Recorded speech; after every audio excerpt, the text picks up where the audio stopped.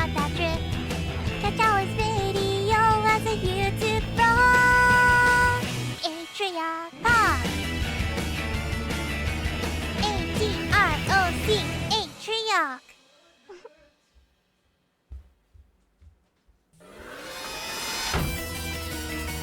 Hey, yo! I said, hey, yo! Atrioc.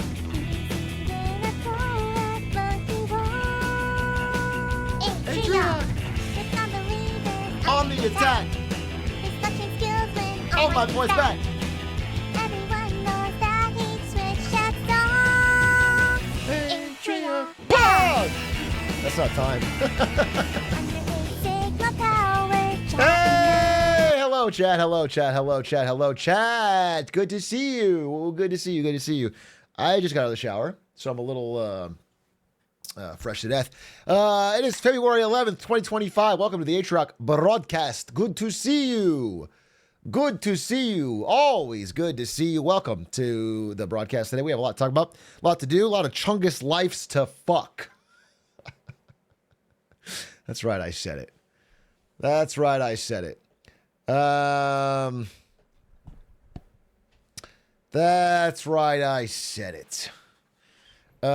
We've had Adish here, who maybe will join the stream in a little bit, but he's out there playing golf with friends with some other editors. Not really hard at work, I notice. You know what I'm saying? Now that I've seen him in action, is he moving in with you? Essentially, for this week, until we go to Genesis. You could do it yourself. Play golf with friends? I could. I could do that myself. You let him out of the sweatshop? Are you high or what, fam? Or what is the answer? Or what? Does it shock you that I may have a little bit sleepy eyes and I'm not fucking high? You fucking degenerate.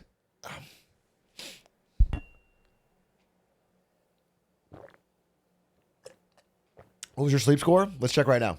Let's check if you're so curious what my sleep score was. 8 sleep. Let's check what my sleep score was.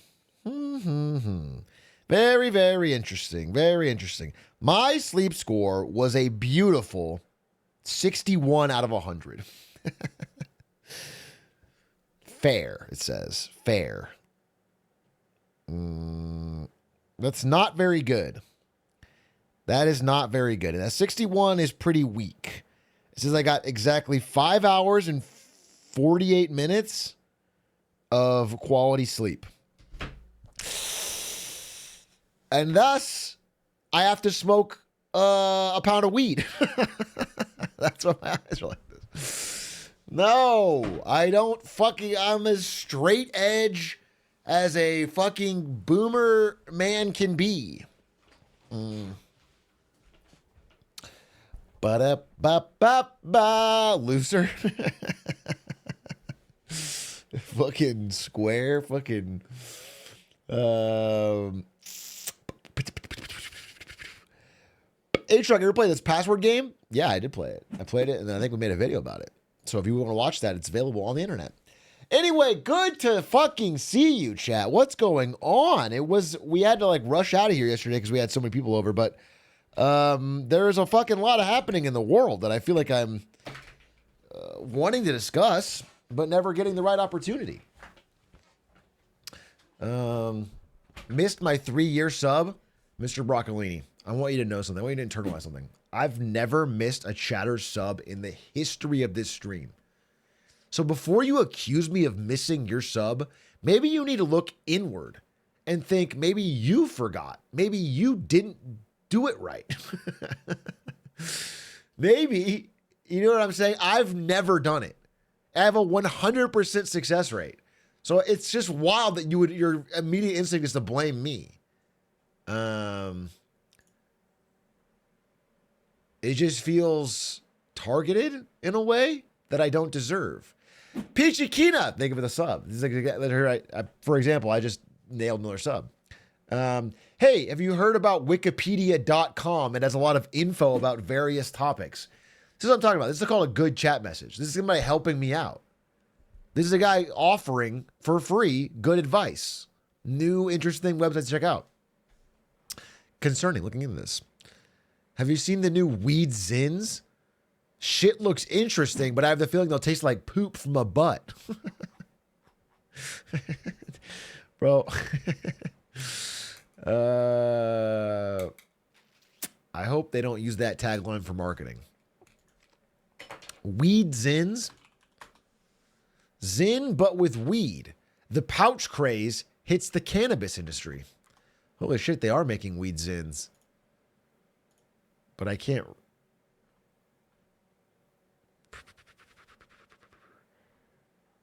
They are making Weed Zins. But I can't read about it because it's in a fucking Forbes article that's paywalled. And Forbes is the one I don't want to pay for because it's mostly dog shit. Can you skip around this paywall using 12foot.io? Or did Forbes think of that? Were they fucking ahead? Oh, it worked. Holy shit, it worked. Look at this. Zin, but with weed. We're fucking there. The pouch craze hits the cannabis industry. Holy shit, it worked. Nicotine pouches have become a multi-billion-dollar industry, but now canna dips. Brother, you're telling me in my chat that you use canna dips and you're walking around thinking you got your life figured out? You're a regular buyer and user of canna dips and you're like, yeah, I'm on the right track.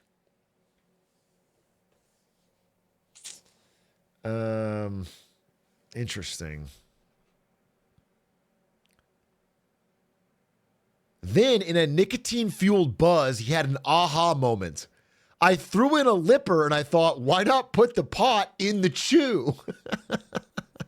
His friends, who were all glazed over at that point, naturally thought it was a brilliant idea. What a fucking... Holy shit. Einstein who? Like, this guy's a legend. Why not put the pot in the chew?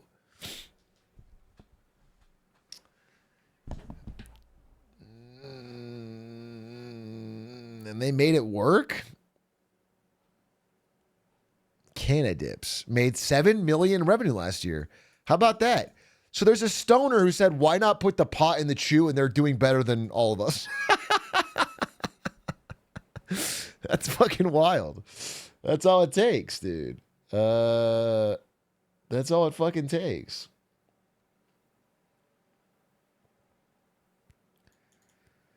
Nicotine pouches are going crazy. We know that. Caffeine pouches are going crazy.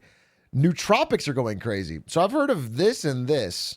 People are regularly using caffeine pouches. Who? Anyone in chat? Are you on a caffeine pouch? Bro, I look kind of like the villain from a 80s ski movie. I didn't think this was so sharply contrasting white. I'll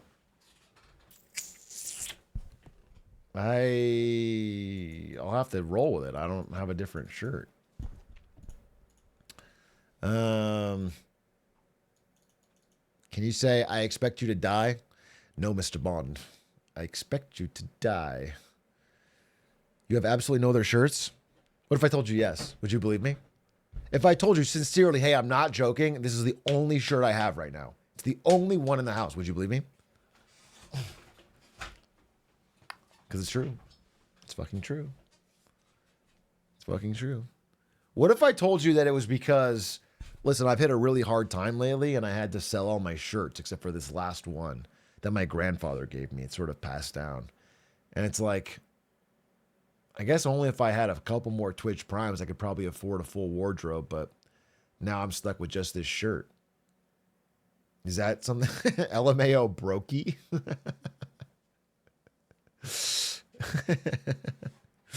Anna Skipper, thank you for the 3 months of Twitch Prime. Thrifty Walrus, thank you for the 16 months. Dark Fire Oss, thank you for the 30 fucking 6 beast. 70% of Gen Z is under 21, he says. That sounds correct. Tom Tone Delicious, thank you for the 4 months. Yo, Big A, life update. I hate my promotion. Your talking point got me this promotion, but the tasks they're handing out are fucking miserable. Thanks still, though.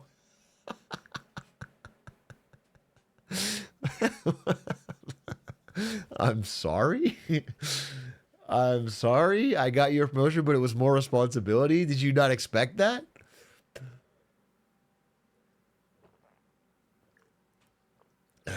I mean, there are promotions that suck. 100%. There are promotions where you just get slightly more pay for way more work, way more responsibility. Often it happens right at the break point between hourly into salary. Yeah, it's like low-level managers where you go from hourly employee to salary. You make slightly more, but you're responsible for everything, and the hours are way harder, and often your per hourly can be pretty terrible. You just don't got that Grussel set Lil Unk. I feel like, no disrespect to you, but this is a chat message that people have said in response to anything, anytime, anywhere, just to have something to say. This feels like a chat message that like a bot could write in my chat every 40 seconds, and it wouldn't be too off the mark, but it wouldn't really make sense. If it ain't broke, don't fix it. What I'm saying is perhaps it is broke. Perhaps it has been used so often that it's worn the rubber on the tire down to just tread. It doesn't work. You should know that Grussel set Lil Long. Touche. Fucking touche. What a comeback.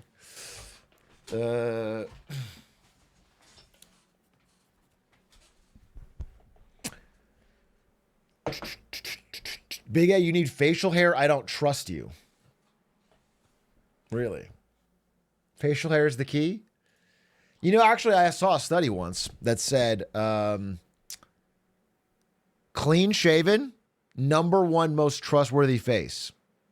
However, #2 is full beard. And it's almost a tie. It's like this. It's like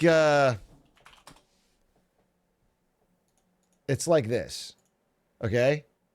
If this is clean shaven, clean, and this is beard, and it has to be full, like a full thick beard, then this is like high trust. Everything in the middle, it got lower and lower trust. Like right here, like mid beard, like stubble, people were least likely to trust you. They're most likely to think that you would fuck them over in some way. I guess also Hitler mustache would be here too. Stubble / Hitler stash. Yeah, goatee. All like middle facial hairs reduces trust.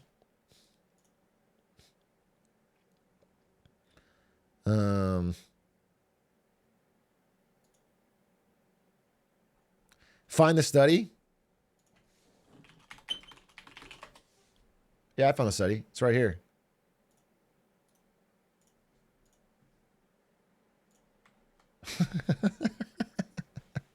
No, it's real, but I'm not going to look it up. You can find it yourself, bitch.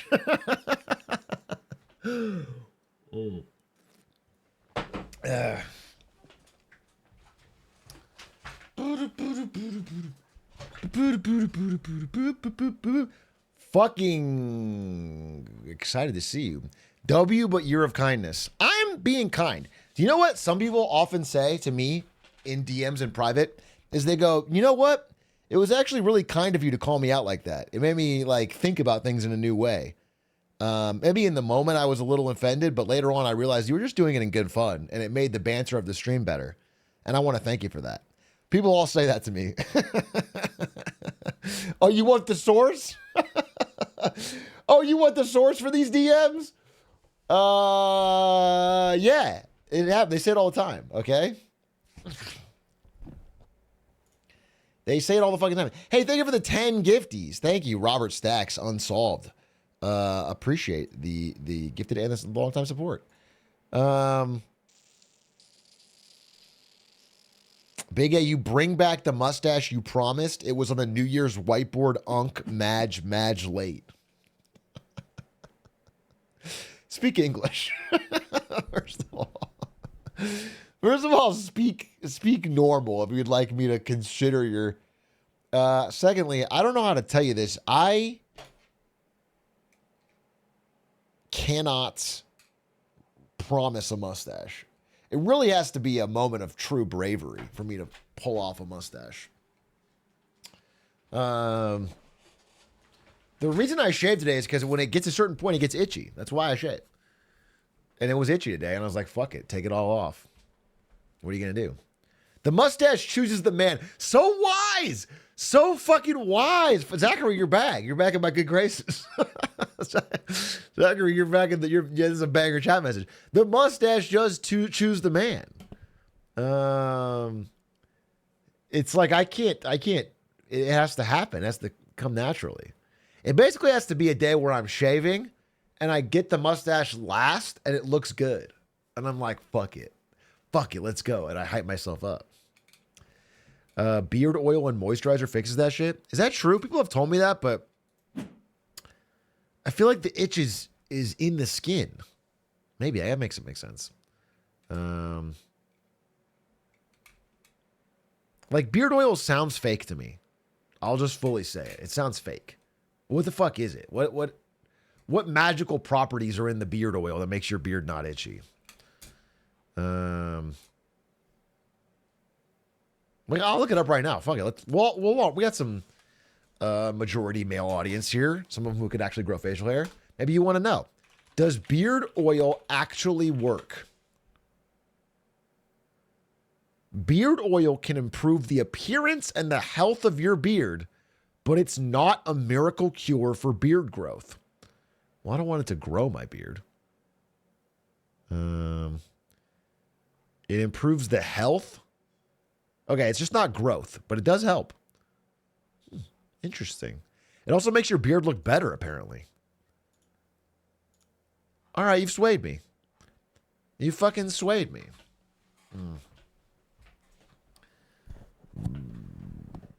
Do you think all men can grow beards? Wow, sexist. I literally didn't say that. I said the opposite of that. I said some of you are men, some of you can grow facial hair. I literally subcategorized.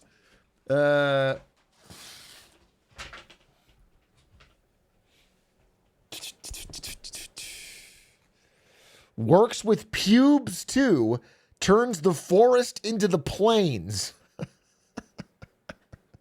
First of all, I didn't ask. Nobody asked. I didn't want to know. That's also a totally different use case. If I'm using beard oil on my face, I'm not trying to turn the forest into the plains. Why would, when I apply it to hair on my groin, it suddenly become hair remover? What is that? Doesn't make any sense.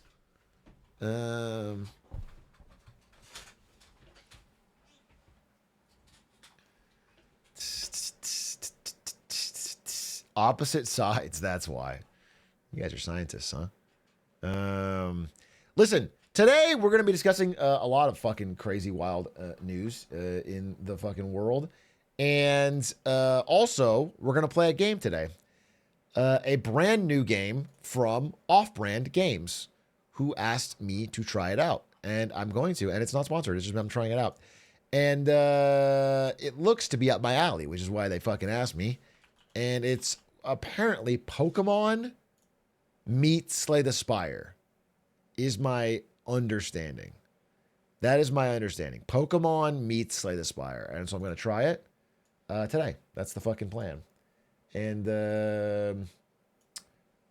as long as Ludwig sends $3 million to my bank account, I will give it a good rating. Big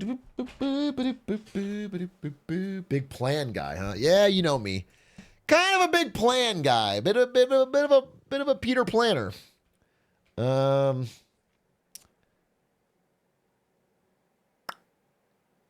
you ever gonna do a Slay the Spire stream again? I'm not gonna play Slay the Spire on stream until Slay the Spire 2. In which case, I'm going to dedicate a fucking week of my life and play it every day. I'm going to play Slay the Spire 2 every single day, almost Northern Lion style. I'm going to ignore the news. I'm going to ignore the fucking marketing. I'm going to ignore the business. And I'm going to play Slay the Spire every fucking day until I get Ascension 20 or whatever the equivalent is.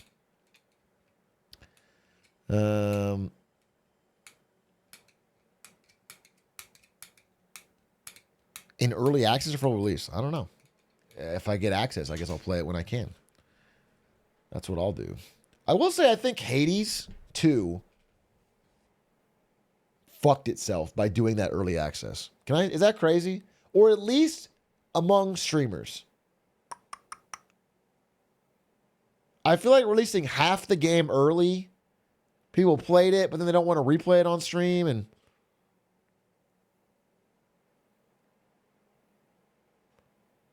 I think it trickles the excitement, but you want a big burst.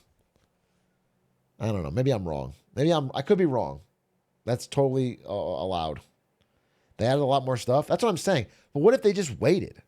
Did they need the money then? Or I don't know why they did it. From like a marketing POV, I feel like if they just released it all at once complete, it would have been a huge fucking smash.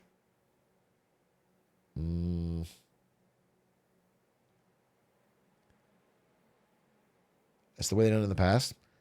All right. I mean, playtesters makes sense. I assume there's a lot of people that just wait for the actual official release and don't care, and it's fine. I feel like they feel like the game ends up being better when playtested through early access. Yeah, what I'm saying, Raz, is like, why don't they simply make it better without that? Why don't they just simply give me a high quality, perfect game, but without any of the testing so that I'm surprised? Am I not making clear, I guess? Why don't they just hire 1 million playtesters, right? Why don't they just in secret? I feel like that could be fucking cool. You know what you could also do if you were in the mindset for this is you could release a game only in one country. Like, what if you release it only to like your German audience? Get them all to play. They get the crappy version. So it's like you just use Germany as like a big fucking test case. And then everyone else, bada bing, bada boom. They do that in Australia with mobile games. I know that many mobile game companies do this for Canada. They release mobile games and mobile apps in Canada's store only, and they keep tweaking it and tweaking it and tweaking it until it hits. And then they know it's ready for the American audience. I have like once it starts peaking on the Canada App Store, they know it's good enough to like, yeah, it's like Canada is the staging environment.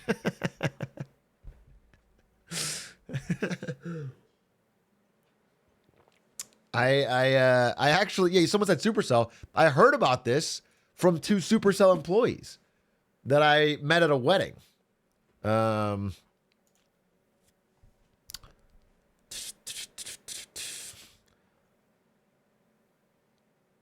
Hey, Atrioc, I like your YouTube videos. Hey, Atrioc. Hey, W. Hopa, I really appreciate that message. What would you like me to say? I can tell you're new here. You want to let me know you like my videos. I appreciate that. What would you like me to say back to you to like make this interaction positive? Thank you. Thank you. Is that good? Are you like, have I, you know what I'm saying? I'm just a little overwhelmed by your spamming this. You spammed the message 500 times. And I want to know what you want. Jack Milton! Myton, thank you for the prime. Say your famous catchphrase. I don't have one. I don't have one. No, I don't say glizzy. I don't say moo. I don't say fuck my chungus life. I do say that's not a catchphrase, though. Well, that used to be the classic. Old heads remember. Well. I haven't really said that in a minute. What it do? You think my catchphrase is what it do? I've never said that. Hey, it's me, Atrioc. What it do? No. That's not that stands. That's something else. That's fucking someone else. Now you've said it thrice. Did you figure out the ad glitch, or is Dan Clancy and his town still conspiring? Believe me when I tell you that Dan Clancy never stops conspiring to have full control over his fucking mega city. Dan Clancy's like Morgan Freeman in The Dark Knight. He has 1,000 monitors covering every fucking square inch of his fucking city. Nothing happens in that city without his knowledge. However, I didn't get it figured out, and I still don't get ads on my stream when I click the ad button. That being said, who cares, right? The money would go to an editor anyway. Yuck. Why not just simply have no ads? I mean,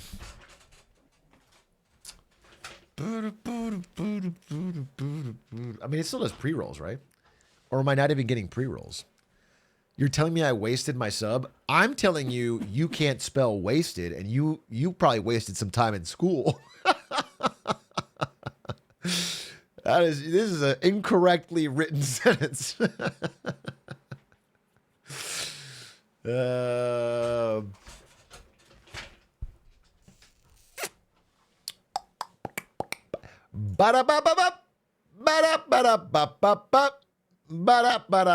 I'm not. You guys are Year of Kindness thing too much. Do you agree with that? Do you guys agree you're a little trigger happy with the Year of Kindness? Don't you guys think that almost by weaponizing the Year of Kindness against me, that you are sort of ruining the ethos of the Year of Kindness, thus causing a backlash, almost like a social pendulum to swing back and thereby turning the Year of Hate? Perhaps caught. You should do Aiden versus what? I saw Aiden today. I saw Aiden. I saw Doug. We had some lunch. I like your Hitman videos. Why you don't play Hitman anymore? I do that because of you, KC85, and I've been meaning to say this. Every time you join chat, I turn off Hitman and I leave. But once you leave, I play Hitman for hours. Everyone else in chat can tell you about the insane Hitman we've been playing Hitman like every day. But I have the chat list open, and the second you join, I instantly click out. We've been doing some crazy Hitman stuff. Honestly, the reason I don't play as much Hitman is because I feel like I've done everything that I wanted to do in it. What am I gonna?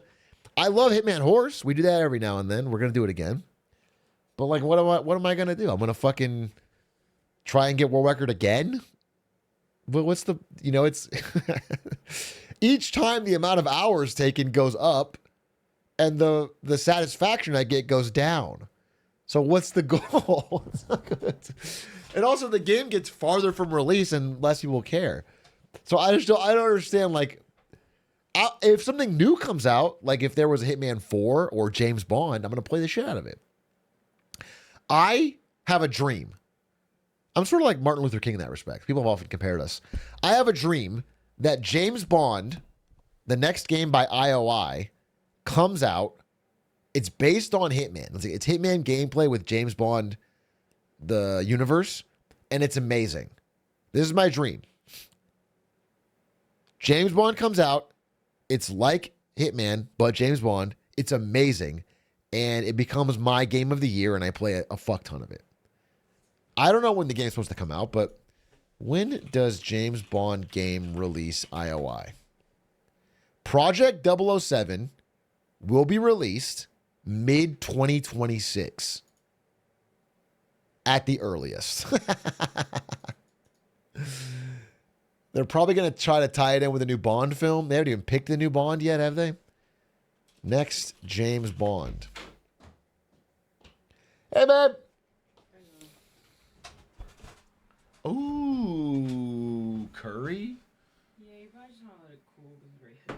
a lot of cool. Like crazy. Like I'm not kidding. Yeah, but it looks very It's tasty. like very hoped. Very haute couture. Do you want me to turn on the air? Yes, please, actually. Thank you.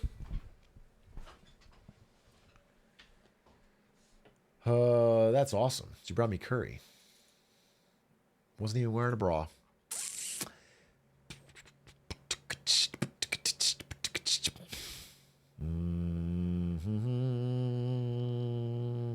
Hey, Glizzy Glizzard Glamison. Odds are you don't see this. How about this? But in case you do, have you ever heard of Hot Wheels AcceleRacers? It is the best collection of movies, 4 movies an hour each, that you will ever watch. I swear it ain't the nostalgia talking. I promise you. I promise you it is the nostalgia talking. Don't spam cinema. You guys spam cinema on anything released in like the early 2000s when you grew up. Anything. It doesn't matter what. There's like not a single thing that wasn't released in like Zoomer era that you guys don't spam cinema for. It can't all have been perfect, dude. It can't all have been perfect. Hot Wheels, it was 2005. I knew it. I've never heard of this in my life. I just knew it would be 2005, and it was. It fucking was. Look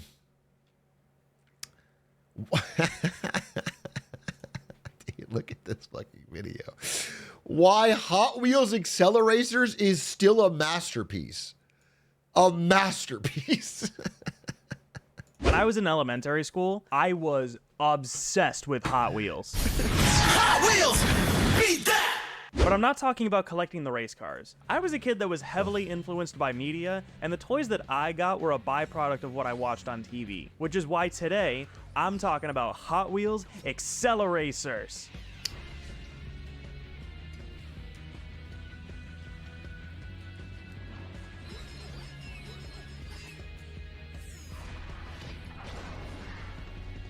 Stop saying peak. In 2005, There's no evidence it's peak.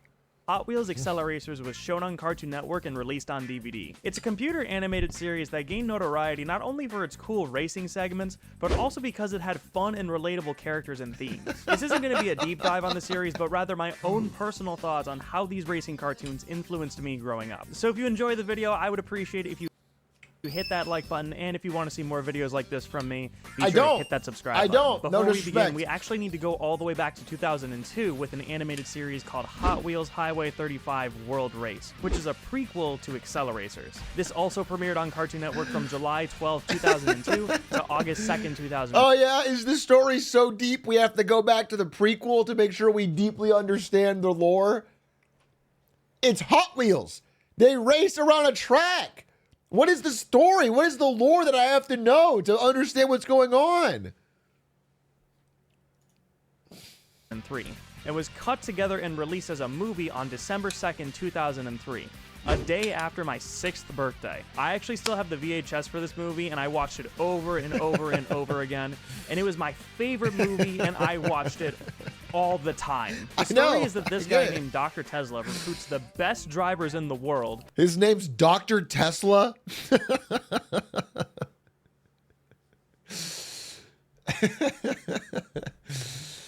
You guys were fucking psyoped into being Elon Musk shills from an early age.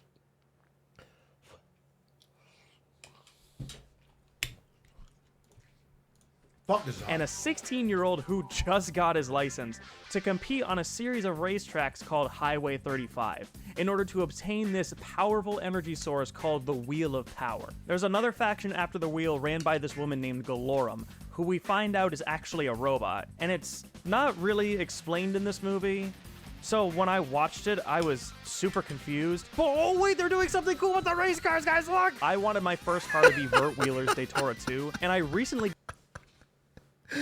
This guy watched the movie a dozen times and the prequel, doesn't know what's going on, and is bat-chesting at the cars. This is what you guys sound like to me when you tell me this is fucking Scorsese-level cinema.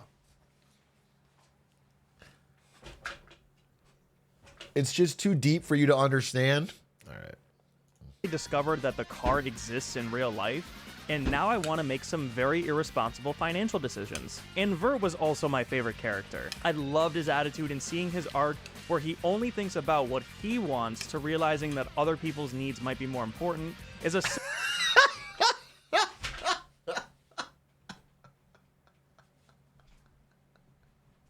Holy shit, holy bars. Whoa, that's fucking deep. Holy fuck, wait, no, wait, maybe I'm coming around.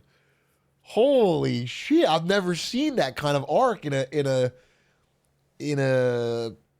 cinema, in a movie before, any media vehicle, really. Simple lesson in hindsight, but a very good message for young kids like myself at the time. I thought all the characters were really fun, and of course the races were all really cool since that was the whole point of the movie. In the movie, it's established that the cars are basically indestructible, so they're able to take some serious punishment and still be okay. In the end, it's just a fun, simple story that had some good lessons and great action. A very nice and kid-friendly feature.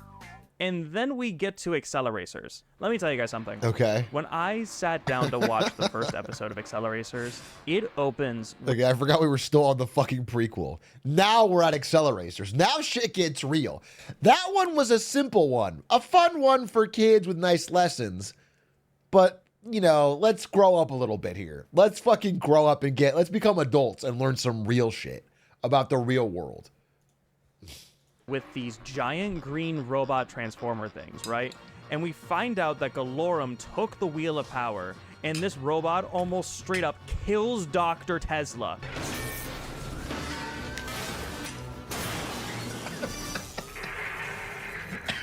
Yeah, no, it scared the shit out of me when I was like 7. And I think I started having nightmares about those racing drones, so thanks, Cartoon Network. Now, the main plot of AcceleRacers is that after the racing drones take the Wheel of Power, Tesla once again recruits the drivers from the world race to stop the racing drones from winning a series of new tracks called the Racing Realms and save the world in the process. That's the most ChatGPT ass. Fucking Rhino's thing about Hot Wheels. He said the word race like 17 times. He gets a bunch of racers to fight the racing drones in the racing realms for the greatest race. Process. What I love about AcceleRacers is that it expanded the world of Highway 35 and elevated it to the next level by raising the stakes. Now, it's not just about getting the Wheel of Power, it's about stopping Galorum and her racing drones from destroying the world. Obviously, all the racing stuff is cool once again, but what this show did was get you invested in these characters' struggles and their stories. And these characters, oh my god, the characters in this are so good. Instead of 5 teams that were made for Highway 35, AcceleRacers simplifies it by giving us 2 very distinct teams. The Teku, who are the more high-tech with exotic and modified sports cars, and the Metal Maniacs, who rock the rough, cool-looking muscle cars. Now, my favorite team was the Teku. I just thought that they were so cool, and I liked the music that they listened to. So you have these 2 different teams, and they always have beef with each other, and not in the typical, oh, you're different, so we hate you, that I feel like most low-budget cartoons would do. But they had some real shit going on. The leader of the Teku, his name is Nolo, and he hates Torque, the leader of the Metal Maniacs, because when Torque and Nolo's brother were racing, his brother got into an accident and died. And now Nolo blames Torque because he thinks that Torque was the cause of the accident. The other main rivalry is between the... Right, okay, I'm realizing this is just Fast and the Furious for kids. That is exactly the plot of a Fast and the Furious movie later that I watched and enjoyed. Wild brothers, Kurt and Mark, who were both in Highway 35. The brothers get involved in this deal, which they can't specifically say what kind of deal it was because it was a kid show, but yeah, it was probably drugs. Anyway, something goes wrong with the deal, and Mark ends up going to prison, and he blames Kurt for the whole thing. So when Mark is racing, he's not doing it for the love of racing. He's trying to prove that he's the best, and more specifically, better than his older brother. And this hatred that these 2 conflicts have feeds the rest of the members of the team.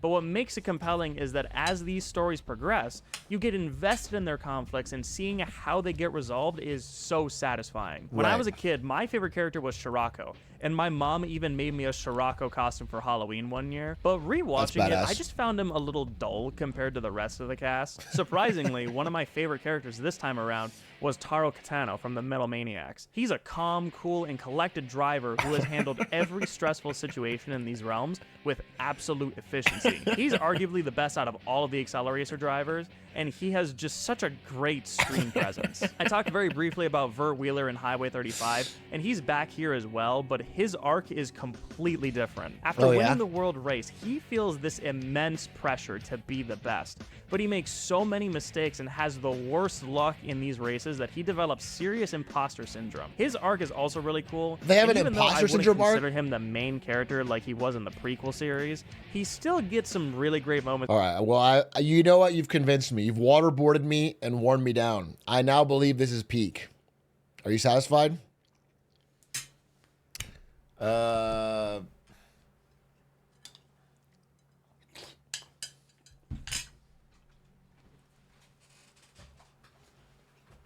Say it like you mean it. Okay, first of all, you know you're not the boss of me. You can't force me to say it like I mean it. I already said it's peak, okay? Fucking that should be enough. Don't fucking only if you watch the first episode of the show in good faith. No! Fucking no! I'm not gonna watch the first episode. It's impossible to watch it in good faith. You guys have set up a prejudicial environment. You're not meeting me halfway. It feels like I'm bending over backwards to fucking comply with your request to say that Hot Wheels AcceleRacers is one of the greatest films ever made. That's like your baseline. That's your starting line, is that Hot Wheels AcceleRacers is up there with Scorsese's best. It's a show? Actually, if you were paying attention, they packaged them as movies. 4 movies. I put the episodes together and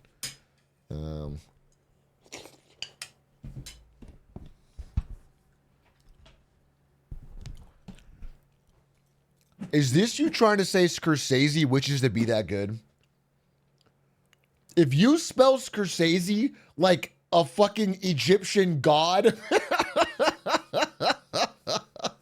then we have a fucking problem. And I can't necessarily fucking trust your opinion on Hot Wheels AcceleRacers.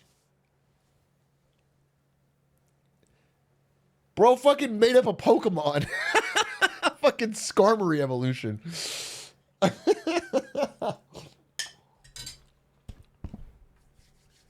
Oh, God. Good to see you today. Good to see you as well. Good to see you. Welcome to chat. To be honest, his name is impossible to spell. Impossible. Impossible's doing a lot of heavy lifting there. You could say it's hard to spell. You could say it's a little difficult. I wouldn't say it's impossible. Spell in chat right now. Scorsese. I fucking did it.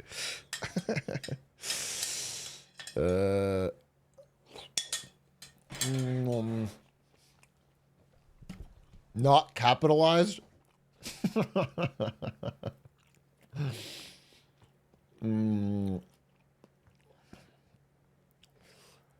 Scorsese. There's a new fire ship. Oh, I do want to watch that. I wanted to talk about it, but I guess the fire ship could let us in on it. All right, well, quick setup before we jump into it. A quick setup. So, you guys know Sam Altman. He's like a Silicon Valley twink. Who, not personally. This is Sam Altman, the CEO of OpenAI. We've done some videos on his power struggle to maintain control over OpenAI after he was almost ousted by the board. Now he has basically unilateral control. He's on the board, and all of the previous people that collaborated with him on it have left to different companies. So he has kind of essentially full control. However, that's only in practice, not in writing. He doesn't have really any ownership of the company. And so what he's trying to do right now is turn OpenAI from a non-profit to a for-profit company that he has a big chunk of ownership for, which will make him fabulously wealthy. Now, it's interesting he's doing this because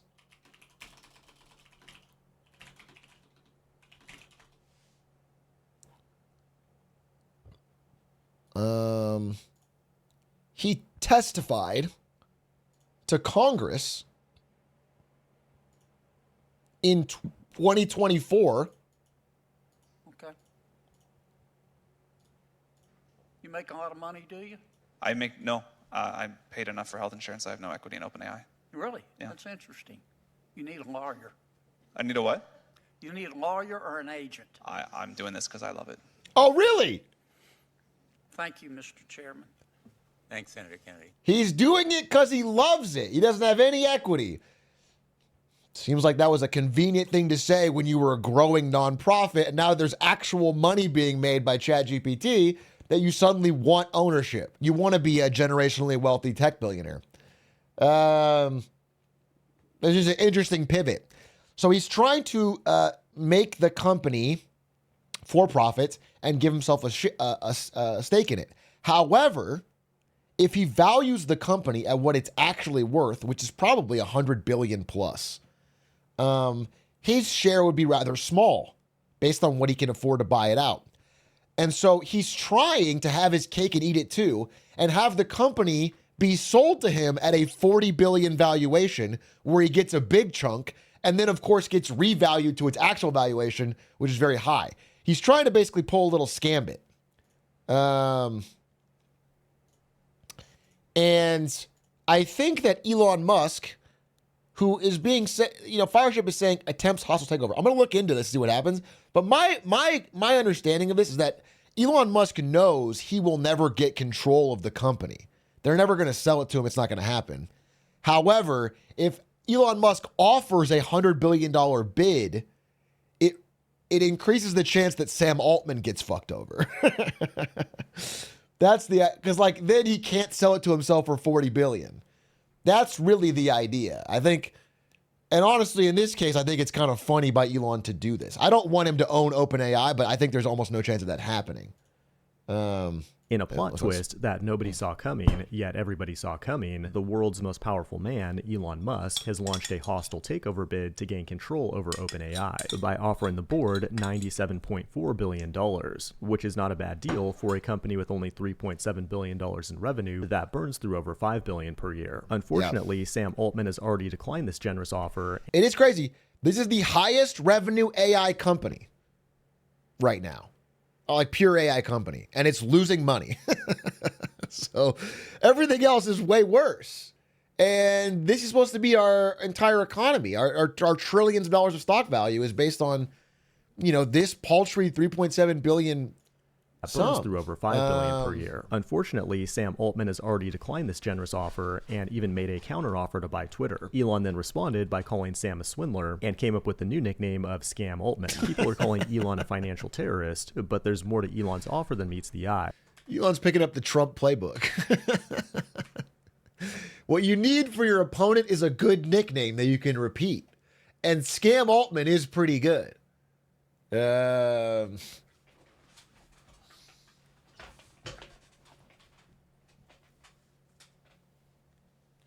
Dude, what I think, what's so annoying, someone needs to work on this. We need our best scientists on this.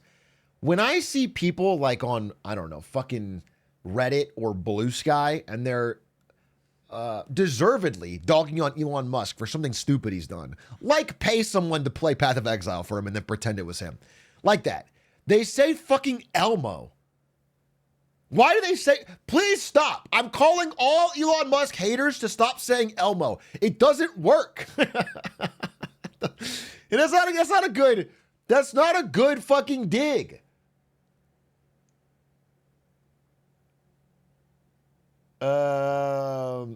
Like, I don't like Drumpf and I don't like Elmo. It sounds too childish, bro.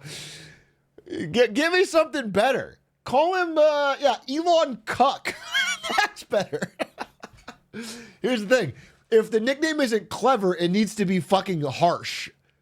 You know, those are the two. It has to catch your eye. So you can call him Elon Cuck. That's fine. But it's got to be something with some catch to it. You can't. I think Elmo's terrible. Scam Altman's pretty good. Scam Altman. People are calling Elon a financial terrorist, but there's more to Elon's offer than meets the eye. Oh, it's he's yet another 5D chess move to troll his arch nemesis and finally beat the game of total world domination. In today's video, we'll analyze the recent shots fired and what could be the most consequential beef of our lifetimes. It is February 11th, 2025, and you're watching the Code Report. Whether you love him or hate him, you gotta give Elon credit for his impressive developer portfolio. He made electric cars cool, he put internet in space, installed brain chips in us, it took control of the federal government, and is well on his way to fulfill the prophecy in Werner von Braun's 1954 book, Mars Project, where a character named Elon becomes the leader of Mars. But he's still missing one critical piece to win the game of total world domination, and that piece is artificial intelligence. He already has XAI and Grok, but OpenAI has become like Coca-Cola. It's just overpriced sugar water, but there's a ton of value in the brand name. You can get cheaper AI from RC Cola and better tasting AI from Pepsi, but Coca-Cola still dominates. The thing about OpenAI is that it's trying to go from this weird capped profit structure to a full for-profit public benefit corporation. Yeah, exactly. And that doesn't sit well with Elon because he donated around $50 million to it when it was a non-profit. That's toilet paper money to Elon, but he's refusing to let this rug pull go because he cares too much about the safety of humanity. That's what he says, but OpenAI released receipts a few months ago showing how Elon wanted to merge OpenAI with Tesla and take control of it back then to fulfill his manifest destiny of bringing the world AGI. Now, despite this generous offer from a guy who's currently going as Harry Balls and offering circumcisions at a 50% discount, it might seem a bit low considering how SoftBank just valued OpenAI at $260 billion days ago. But the interesting thing about Elon's offer is that it's only for the... I will say, never trust SoftBank on a valuation. Never. SoftBank is Masayoshi-san, the Japanese guy. They always overvalue the things they invest in, both before they invest in and after. Until it fucking collapses. $260 billion days ago. Yeah, WeWork, for example, a great example, where they valued it at $40 billion and then it went bankrupt. I think WeWork just got delisted. It's like essentially zero. Guy at $260 billion days ago. But the interesting thing about Elon's offer is that it's only for the non-profit, which OpenAI says is fairly valued at. Someone in chat mentioned this too. SoftBank famously sold their huge shares of Nvidia in 2019. And then I think they bought back in at the peak. So it's like they literally missed the entire run up.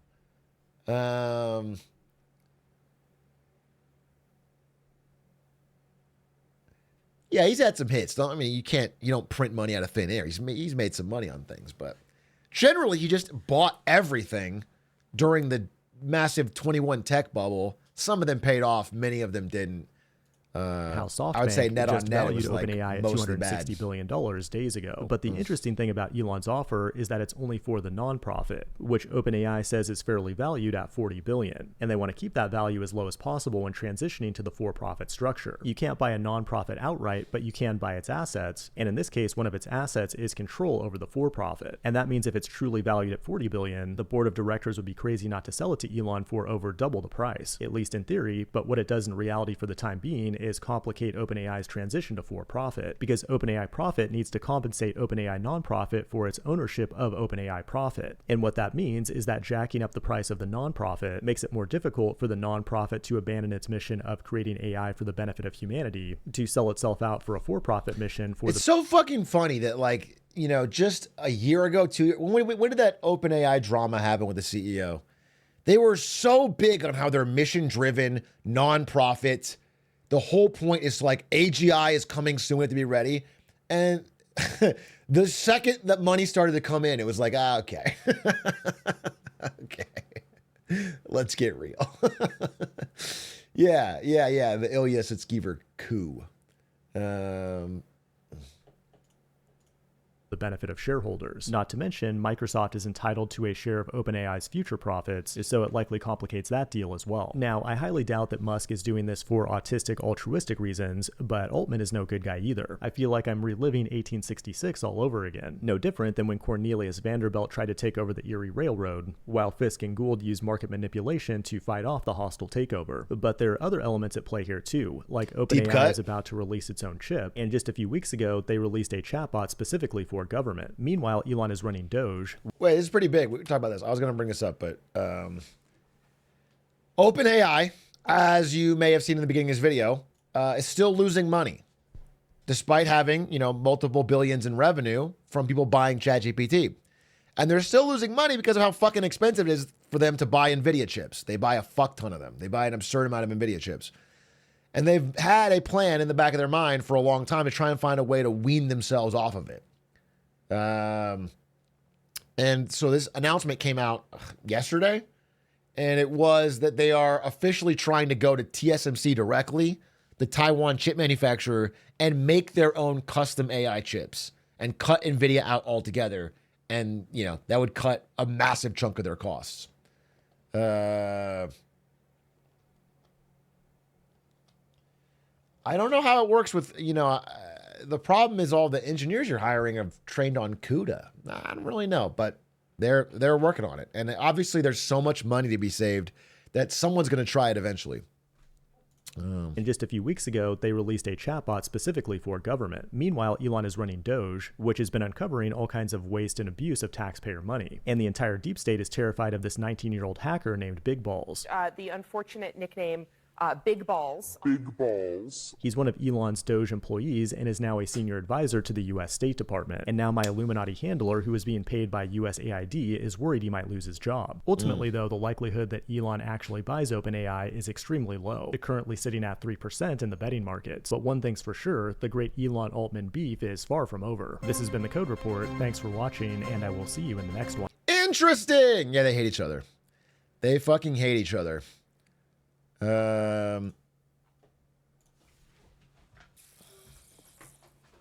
Atrioc, hostile takeovers are awesome. There's a great finance movie called Barbarians at the Gate about Henry Kravis doing leveraged buyouts in the 1980s. Yeah, it is a great. Where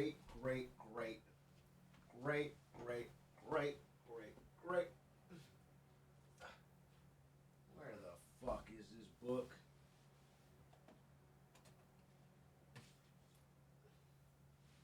Oh. This shouldn't take so long. Barbarians at the Gates. Oh, there it is.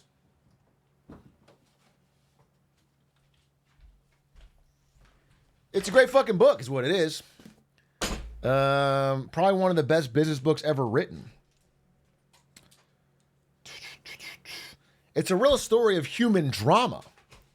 You saw your butt crack. Okay, well, take a picture. It'll last longer.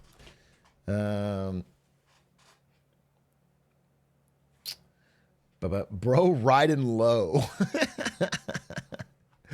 You're lucky I'm wearing pants, okay? It's so goddamn hot in this room. I almost always wear fucking Speedos.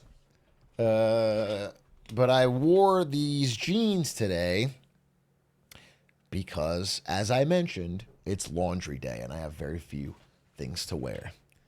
A tramp stamp would go kind of slay.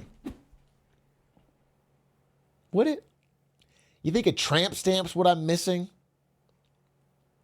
Fashion-wise? Can't say I agree. An NVIDIA logo tramp stamp.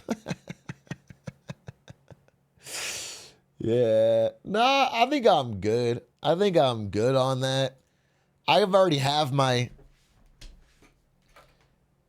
T1 logo tatted on my ankle and make Jensen sign it. T1 2025 tramp stamp. No. I'm not even going to say it. I won't get that. I'm not even going to say it as a joke because they might win this year and then you guys are going to spam the clip.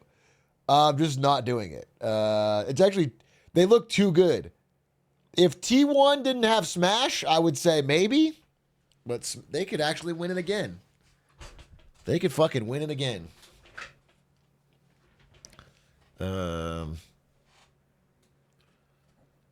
Is Carvana back now? I mean, they never left. They never left. They, Hindenburg exposed them, but that only does so much. That only does so much. There's an era of fraud. Nobody cares. They did sponsor Dude Perfect's newest video. That's so funny. That's fucking funny. Yeah, I mean, they're fucking back, dude. Their stock isn't even... Their stock didn't even slow down. Oh, holy God. Holy God. Well, we'll see. We'll see what happens. You could be on Dude Perfect? No, I couldn't. I'm not even white enough. I'm too Latino. Sam Altman says the OpenAI bid... OpenAI is not for sale. The OpenAI mission is not for sale. Elon tries all sorts of things for a long time. This is this week's episode. You take it seriously at all? What do you think he's trying to drive at with this? I think he's probably just trying to slow us down. He obviously is a competitor. He's working hard and he's raised a lot of money for XAI, and they're trying to compete with us from a technological perspective, from getting the product into the market. And I wish he would just compete by building a better product, but I think there's been a lot of tactics, many lawsuits, all sorts of other crazy stuff. Now this. And we'll try to just put our head down and keep working. Do you think Musk's approach then is from a position of insecurity about XAI? Probably his whole life is from a position of insecurity. I feel for the guy. You feel for him? I do, actually. I don't think he's like a happy person. I do feel for him. Okay. Do you worry that he has this proximity to the president and he can influence the decision making? Oh, we can't say anything here. Can't say anything here, Sam Altman. You have to say no, even if you think it's yes. And policies around this agenda on AI? Not particularly. Maybe Yeah. should, but not particularly. I mean, I try to just wake up and think. Yeah. That's funny. I don't like either of them. I'll be honest with you. I don't like these guys. I don't like Sam Altman. I don't like Elon Musk. I think they're both trying to get rich off of our expense. But he did have some bars in there. He did have some bars in there.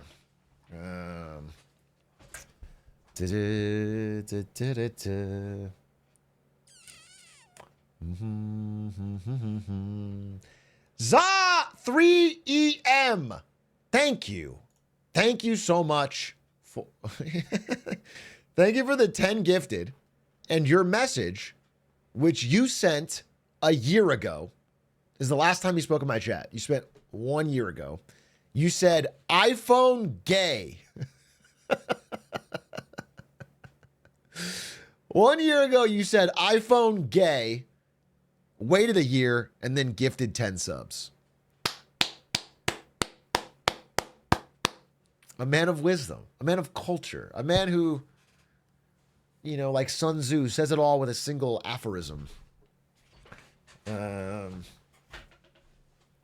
That's crazy because you've actually been following this stream since 2020. But you've done 10 chat messages and you do one like every 9 months. And today you decided to show up and give me 10 subs. That's crazy. That's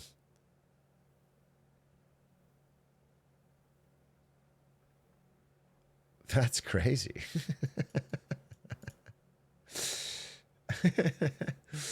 That's fucking wild. I don't know how to fucking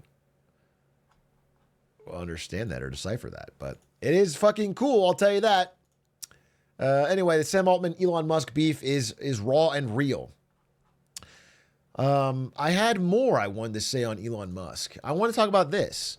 I announced yesterday that there's something I unequivocally want to say good about Elon Musk. I have been looking for, this is actually about Trump as well. I've been honestly trying and feel like I'm, I don't know, being open to new ideas and find things that are getting signed in executive orders that I am supportive of. And I found something, but I want to give a bit of a caveat here. But I need to find it. Let me pull it up.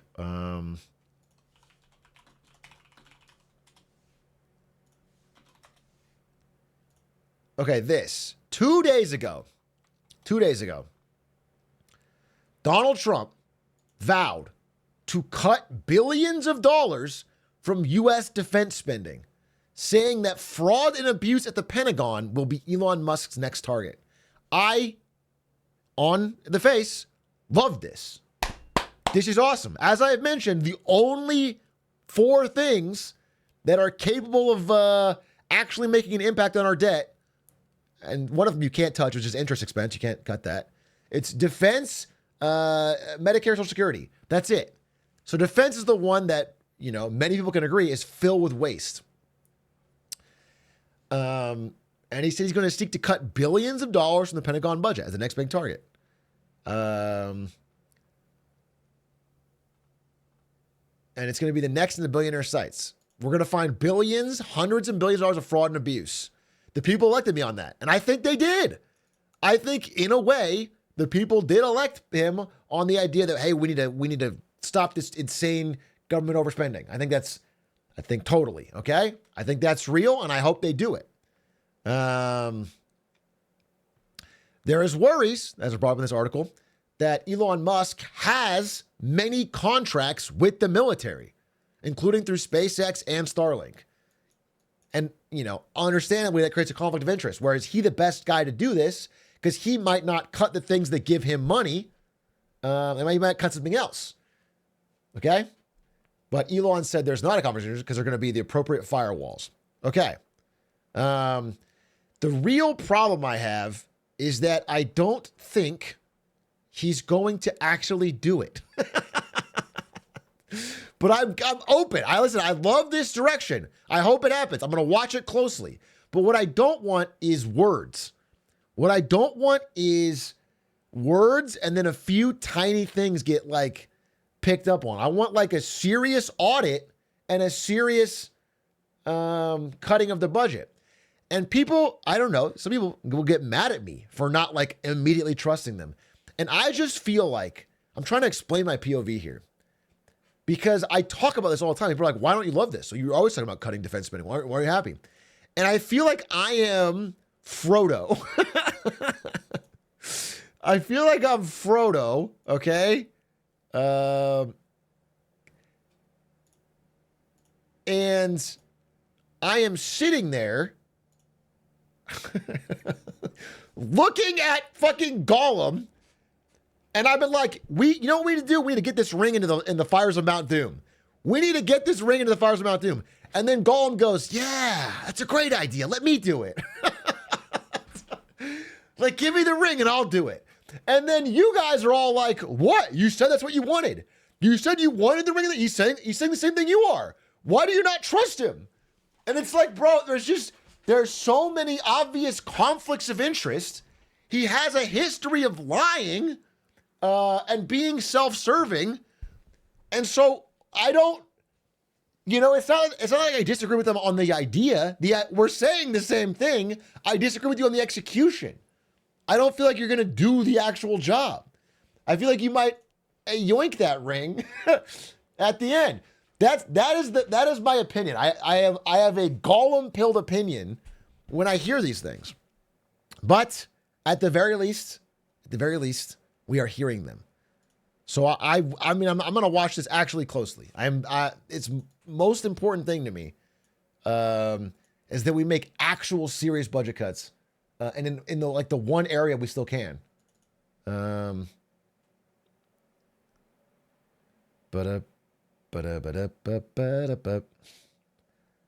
not just saying it for, you know, a good tweet.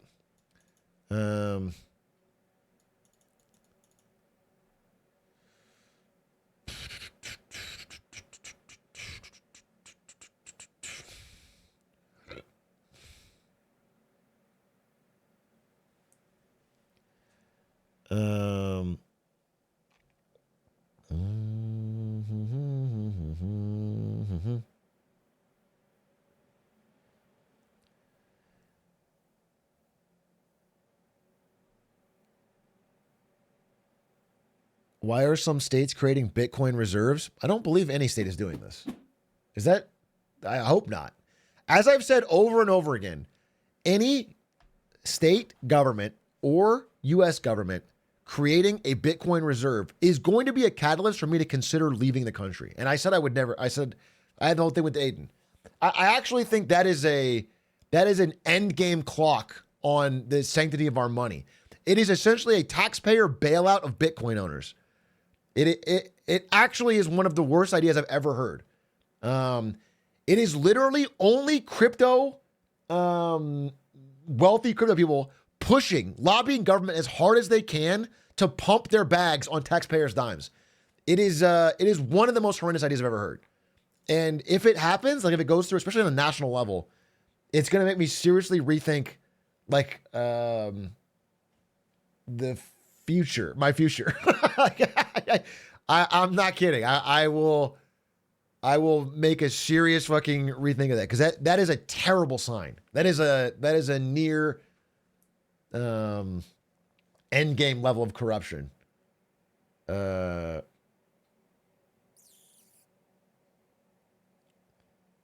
I don't think they will.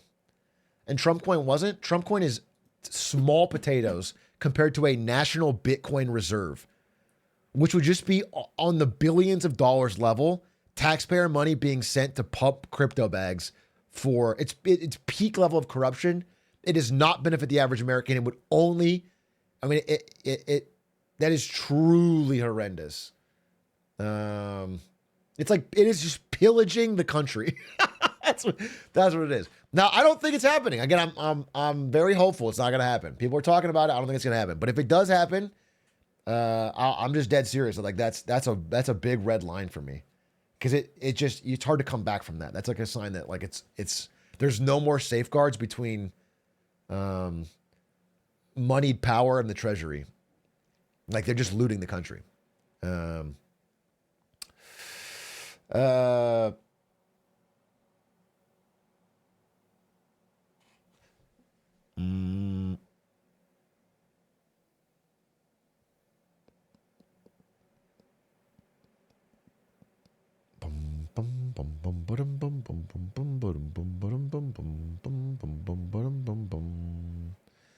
This seems relevant. What's this?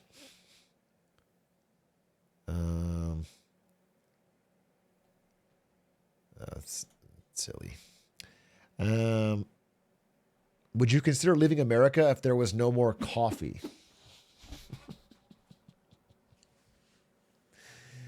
No, that's nuts.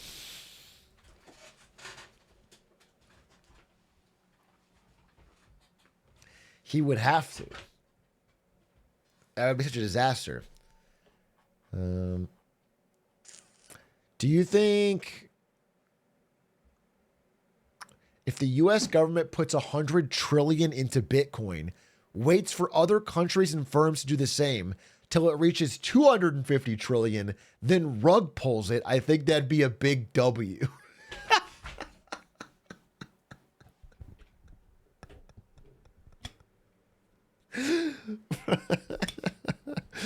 Bro is trying to turn a nation state level rug pull. We're trying to rug pull fucking South America. A global rug pull. It's genius. I like that your conservative estimate for what we put in is $100 trillion. The current national debt built up over the history of this country is 32 trillion. But you're gonna go straight hundo trill right off the rip.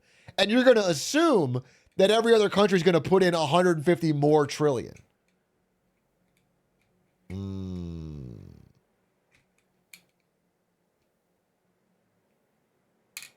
This is a good idea. You know what I'm thinking about? I'm trying to find faults with it, and it sounds so flawless. It sounds so flawless that I'm. Well, if you're from a different country, don't leak. Okay, this is a secret American plan. The liberals in Canada and some polls are surging. Thoughts? I am hearing this kind of copium from multiple countries that are like, after the Trump election, the pattern of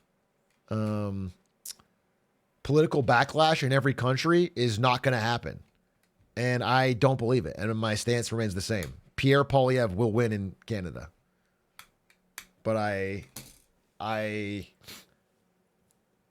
you know, I hope for you, but he'll win. The only one it could still, again, the prediction I was least certain about was Dutton in Australia. Don't really know how that's going to play out. That one's pretty fucking close.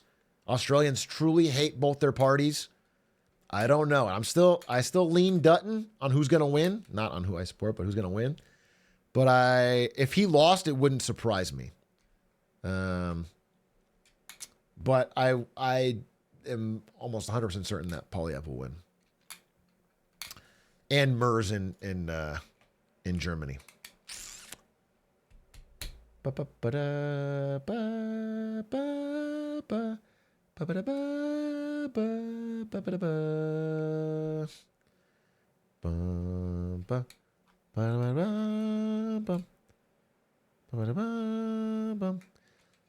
Has stock been enjoying lately? I'm trying to do a press tomorrow. I'm doing a press tomorrow on what's going on with Tesla stock because it's bad. I mean, Tesla stock has given up all of its election gains.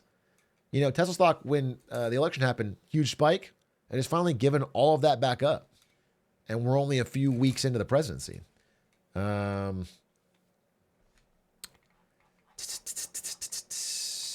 Lots to talk about with that.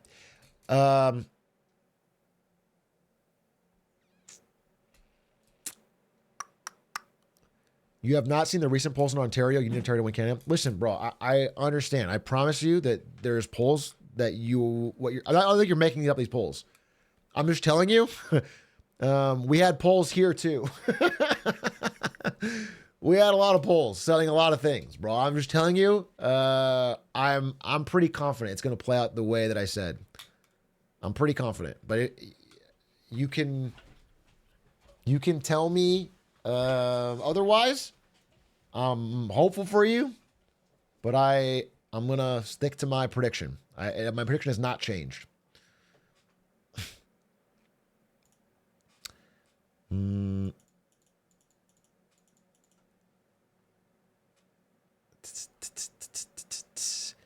Big A, do you think no tax on tips will actually happen? I have no reason to see why not, but I think it's kind of a dumb idea. I think it causes more problems than it helps with. And it's going to lead to a lot of fucking annoying little workaround ways.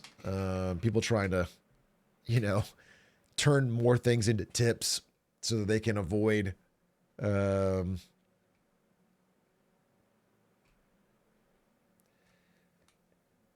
it just creates a lot of loopholes. And I think it's going to happen in unrelated industries. I don't know. I don't think it's going to be a good idea. I think it's going to be kind of a pain. And really, obviously not save very much money, even for people fully affected. Stock Commission website? Bro, there is a website. It's called DougDoug.com/stocks. Doug made it himself. I've had like 3 people send me Stock Commission websites. I don't know. Did they not notice? I'm back on top, baby! I'm back on top! I thought I was just about to say that I'm losing the stands. Holy moly, we're back on top. Easy money. Coke crushed earnings today.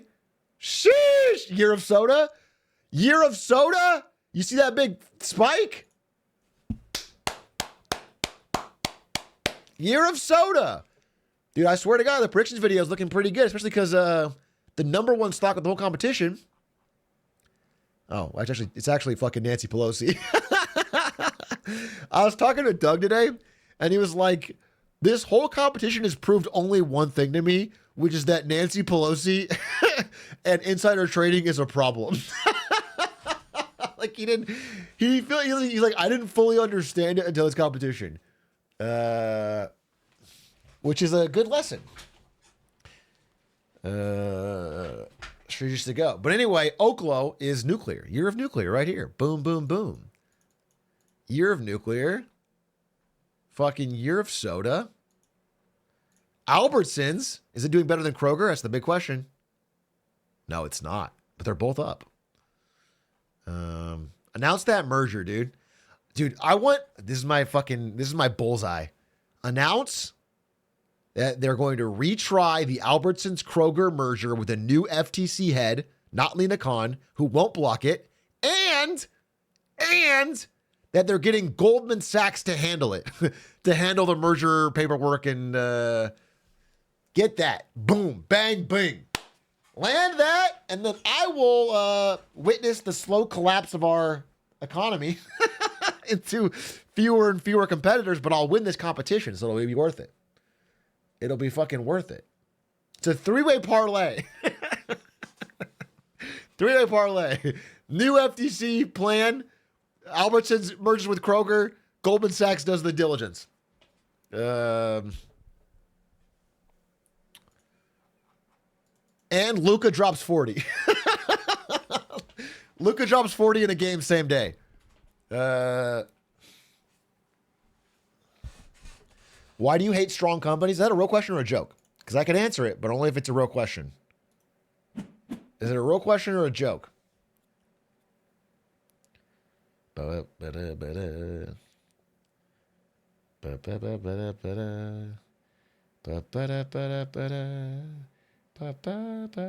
a joke. All right, cool. Don't they call you the White Luca of LA? Yes. Yes, they fucking do. Yes. I am the White Luca.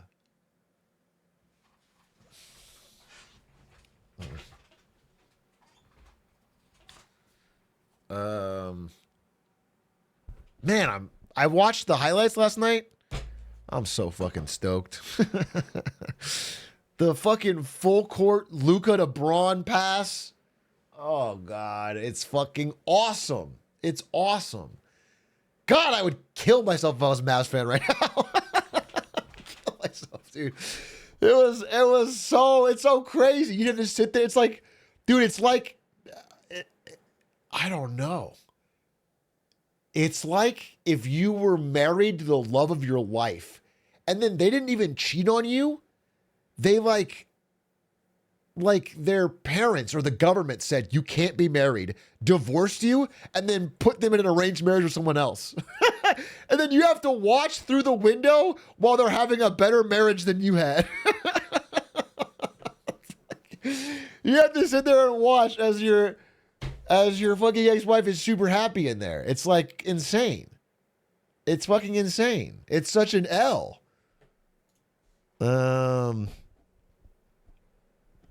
Mavs going crazy. Security at the stadium is kicking out a 12-year-old child for starting a Fire Nico chant.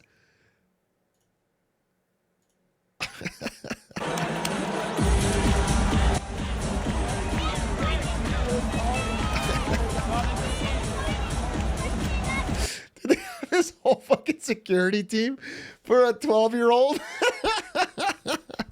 I saw even Mark Cuban was sitting front row and he turned around like, shut the fuck up, sit the fuck down, to a guy yelling Fire Nico.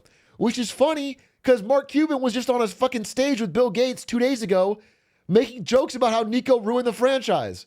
But now that he's in the stadium, he's like, sit the fuck down, show some respect. Mark Cuban, you're...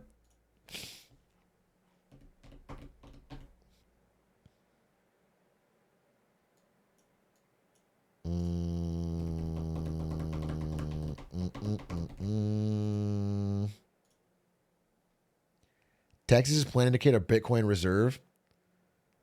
Okay. Don't misuse words here, bucko. You linked me a bill. Anyone can fucking introduce a bill. The fact that somebody introduced it does not mean that it's happening. You link me a fucking video that it passed.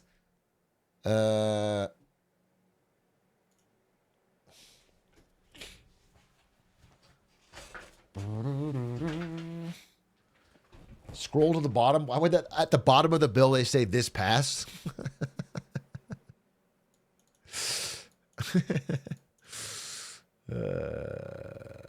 There's a big stamp. No, I don't think so. I'm just a bill, and I'm sitting here on Capitol Hill. Best thing Texas is doing is standing firm on anti-sports gambling. They'll break. They all break. You know what's funny? So I looked more into it. Apparently, one of the reasons Texas has been so firm on anti-sports gambling is because the Indian reservation just across the border has been spending millions counter-lobbying that they don't legalize it. Because if they legalize it, it'll destroy the fucking Indian. Nobody will travel to the reservation. It's really just casinos spending money left and right.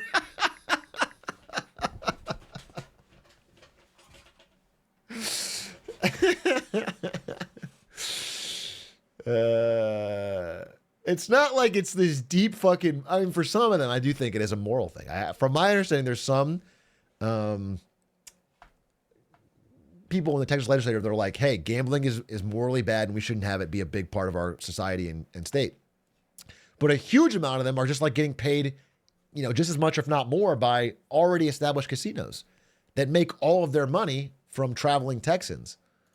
So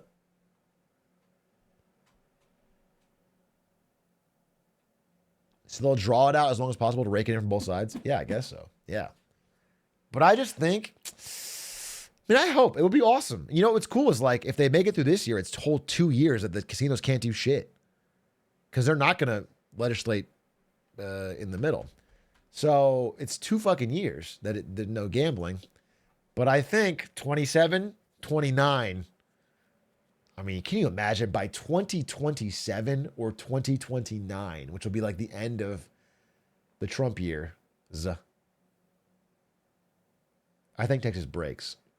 I think they break by 29 and they build the casinos.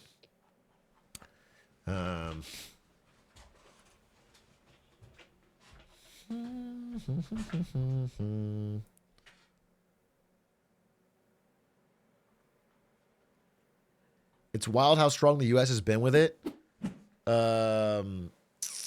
Well, Texas is, but almost every other state legalizes it now.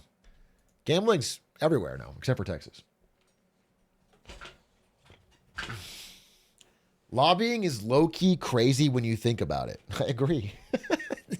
Lobbying is a way to turn financial power into political power legally. It's crazy. It's not low-key, it's high-key. It's fucked up.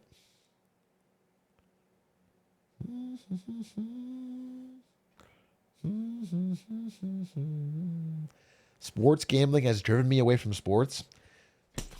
Guys, we found the guy that fucking failed the parlay. Found the guy that doesn't know the secrets of sports gambling that make you an always winner. Followed by a guide, and I can tell you how to always fucking hit. You were the only one to lose. Isn't it crazy? We found the one guy that lost at sports gambling. The rest of us are all fucking riding high. We're all making big fat stacks of cash regularly, easily. And you were the guy that lost.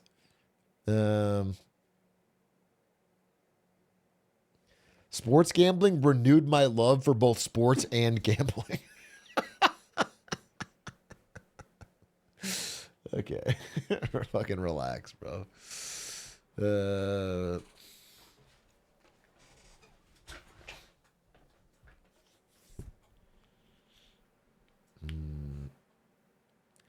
Isn't Super Bowl viewership lower than last year?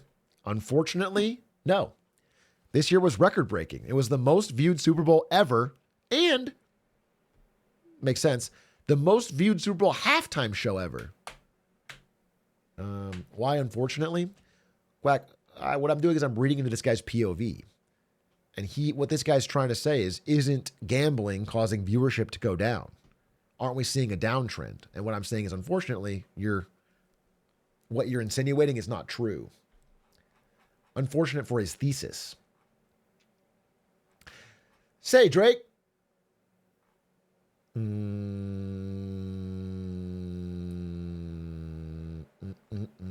Did you see the trailer for Friendship? Let's watch it right now. The trailer for Friendship. Friendship trailer. I heard it was good.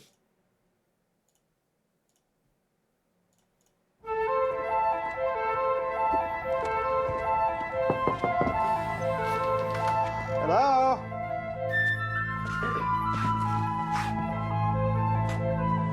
Howdy. Howdy. Honey, the new neighbor invited you over for a drink at 8 tonight. I said you'd go. You don't know my schedule. You sit there every night. Might be nice to have a pal, you know, a bud. Is it a horror Hey, guys. This is my neighbor, Craig. He's the best. I was just spiraling. I mean, I see the way the guys look at her. I'm scared. Sheila's lucky to have a dad like you.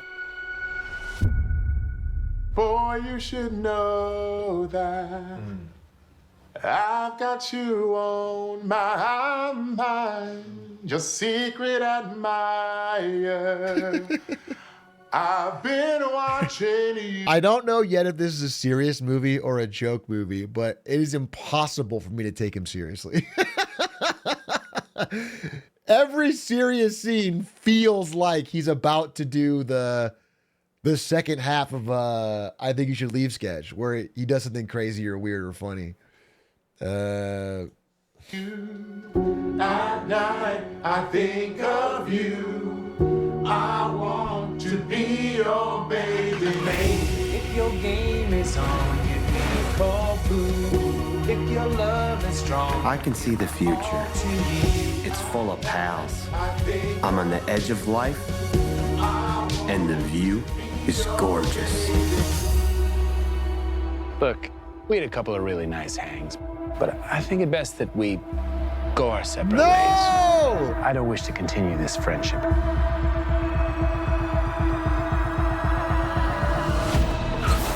You all accepted me way too. I've never, ever heard of two dudes doing that in my entire life. Maybe of anyone, but I'll only speak for dudes.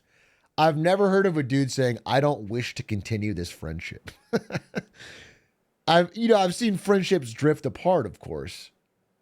But to like formally say, yeah, I thought about it and we're not gonna, that's odd. It's happened to you? Oh, no. Someone sat you down and said formally, I don't wish to continue this friendship? That's rough. I can't even really think of. I've seen fights, right? You can have a big fight with someone and then you get mad and you're like, well, we're not friends anymore. Okay. And I've seen drifting apart. That's totally normal. Most friendships die from drifting apart. I have not seen a calm like, hey, everything's good. I don't want to do this. Isn't that odd?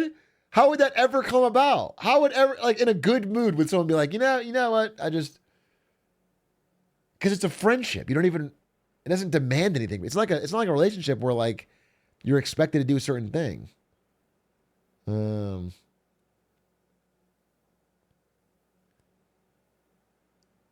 Mental illness, you wouldn't get it? Well, I'm asking about it. I want to know. Some friendships are kind of demanding. Yeah, but if someone was being really demanding in a friendship, I mean, here's an example. So last night, we had a bunch of friends here. We had Adish and Rachel and Pay, and everyone was all over, and Daniel, and they were all over talking, and I was talking. It was a good time. And then it got past midnight, and I'm an old man. And I was like, okay, I'm going to go watch the Lakers, and I'm going to play TFT, and I'm going to go to bed. So, you guys got to have to go. And it's like,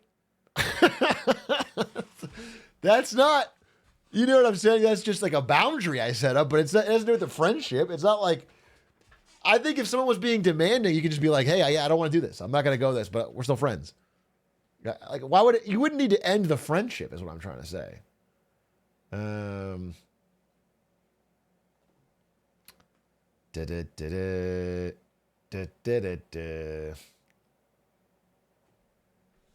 You don't know his schedule? Wait, I'm sorry. You clearly don't know unhinged people. If you don't know anyone unhinged, then you're the unhinged person. So maybe I'm the unhinged person. You ever think about that? You ever fucking cross that fucking line? If you sit down at a poker table and you can't spot the fish in the first 30 seconds, you're the fucking fish. Okay? We're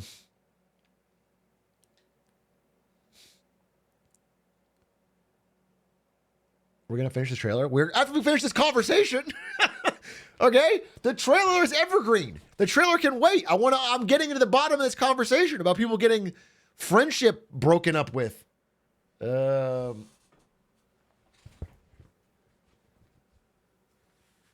End of the conversation. You are way too demanding. What am I demanding with?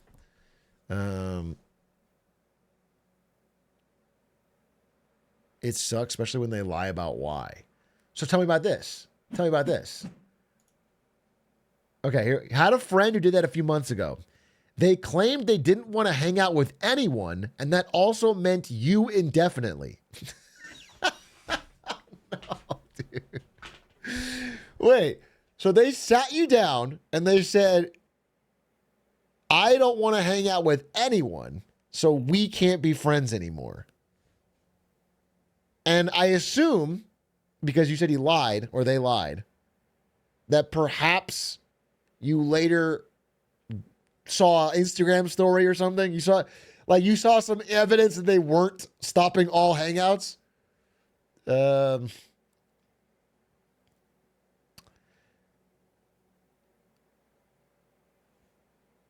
going to assume it was an ongoing thing. Okay. All right. Well, I do think that's a fucked up. What I'm saying is that's a fucked up thing to do. I guess what I'm saying to you, if you are the person who has the thought of doing this, don't. Just don't. I feel like the title of friend is something that is earned, and unless they fucking break it, unless they do something really bad or mean or awful, you get it forever. That's how I see friendships. Once you get into the friend zone, if you will, once you get the friend icon, the friend badge, you get to wear that forever. Whether you don't see them for 10 years, you're still a friend. You're there. Unless they fucking fuck you over or something, do something wrong, then you could change your friendships. But you don't have to. Now, you could have like a tier above that, or it's like your real fucking hangout friends that are like. But I feel like once you get the friend boots, you can travel to the friend zone. You know what I'm saying? You get the friend boots and you have that. It's unlocked. You don't ever need it again.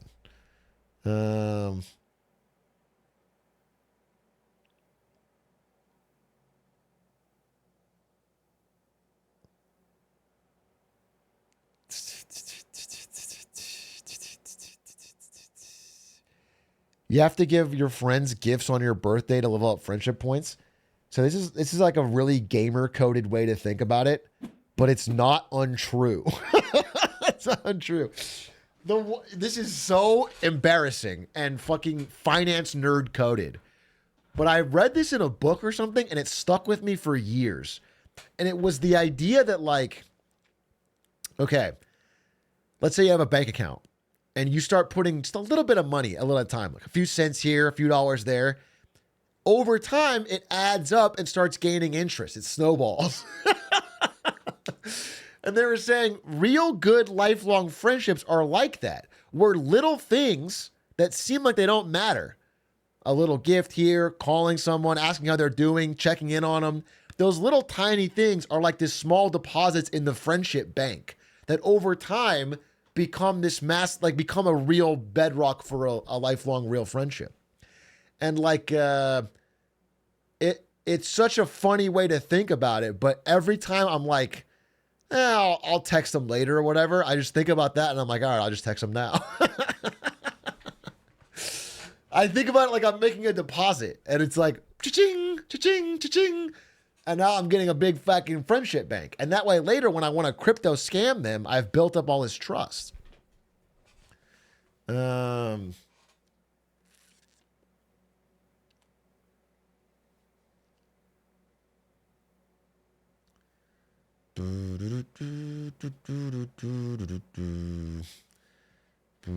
Anyway, it's a way I think about it, and I think it works. I think it works for me. It motivates me to do the little things and things I don't want to do. Or like, I don't know, if someone, I shouldn't say this because I just didn't pick up Adish from the airport recently.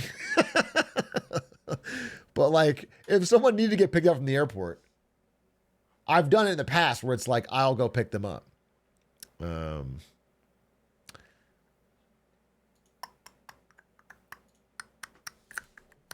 You're friends with your employees? Yeah, how else do you think I scam them? You understand?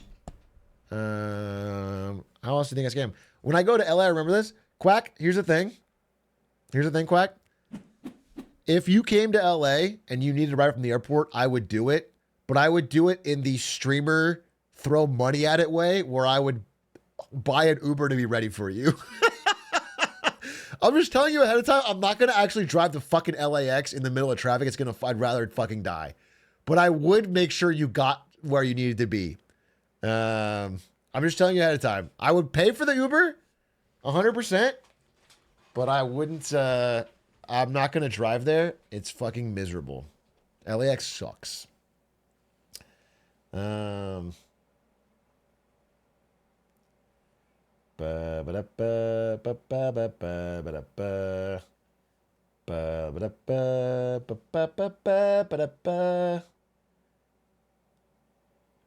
Hey, Atrioc, are you ending stream soon? I'm at the restaurant waiting for you.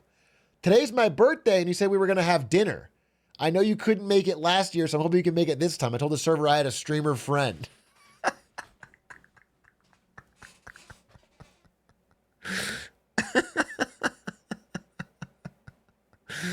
That's interesting. That's fucking interesting. Chili's, right? You're at Chili's?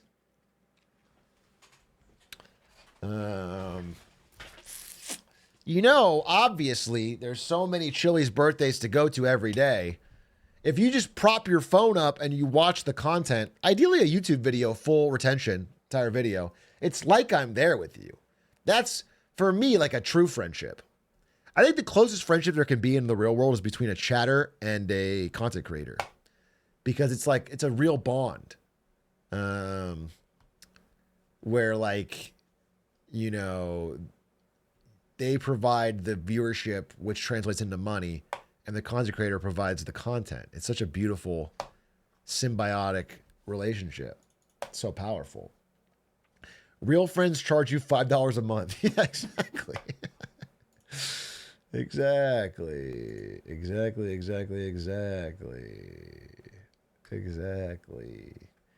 Bro thinks we're friends with Netflix. Dude, just wait. Just wait till the 2030s when every fucking brand has an anthropomorphized AI character that you're friends with.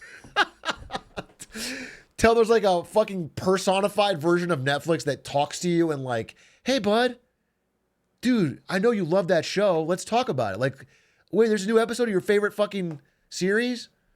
And all your friends are going to be fucking Netflix, Disney Plus, Crunchyroll. That's going to be your circle. Amazon.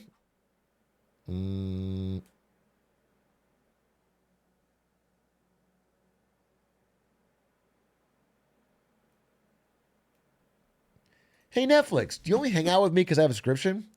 No, of course not, comfy grapes. I love watching every season of Suits over and over and over again. I think it's cool. That's why we're friends.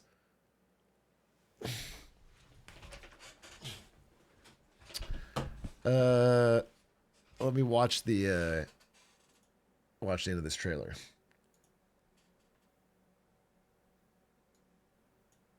It high key would be fun if you didn't have any friends to hang out with. Dude, you are literally explaining why what I'm saying is not a joke and it will happen. You saying that is like exactly why people will be like, yeah, I'll try it. It's a little weird, but like, I'll try it. And then they're going to do it and it's going to take off and it's going to make a bunch of money. And then any brand that doesn't have it is going to be like behind. All right, watch the end of this. fast. You can't do that. You made me feel too free. People need rules. You should be dead, you psycho! Who are you? Give me a second chance. Get to know me.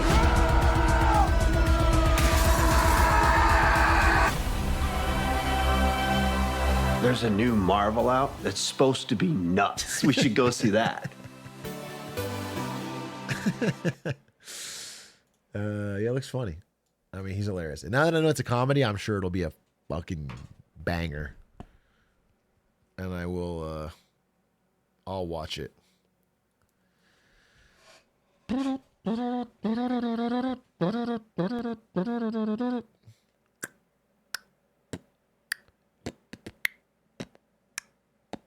going to be a 90-minute, I think you should leave sketch. Could be fun. Could be fun. Could be fun.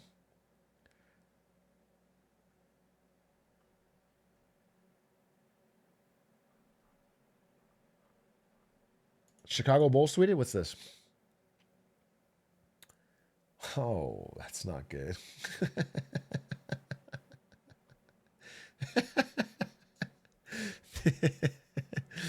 They posted the halftime score and they're down fucking 30. And it's like, why did you even post this? The social media team manager asked his boss, do we have to post this? It's like, why? Oh, because the Michelob Ultra sponsorship. That's why I was like, wait, they have to post it because it's one of their sold fucking pieces of content. So they got to post when they're down fucking 41. That's crazy. That's fucking crazy. Bum,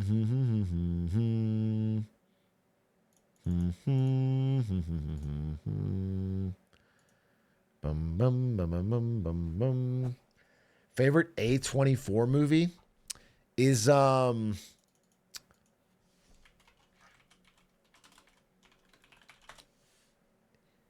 my favorite A24 movie is probably Ex Machina.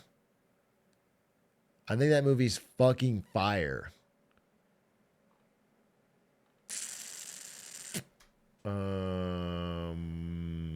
But the movie that impacted me the hardest is Hereditary. I think that is probably the sad. It's not scary. People say it's a scary movie. I'm not scared at all. That's the saddest movie I've ever seen. I think the way she acted, Toni Collette, the mom actress, really broke me. I think that movie made me fucking so deeply sad. Yeah, I'm tearing up just thinking about it. That movie was so fucking... That was the best acting I've ever seen.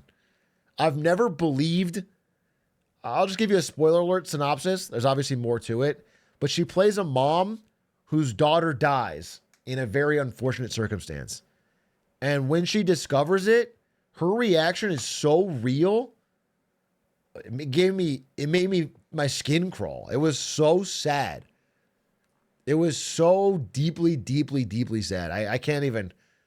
I fucking hated that movie, to be honest, now that I think about it.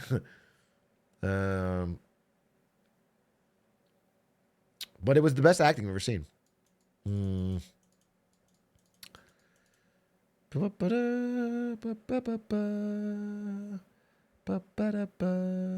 Spoilers over. Spoilers over. Have you seen Midsommar? Yeah, can I tell you this funny story? So, Ari's maid of honor is a woman named Juno. She's really nice. We like her a lot. And they've been best friends for a long time.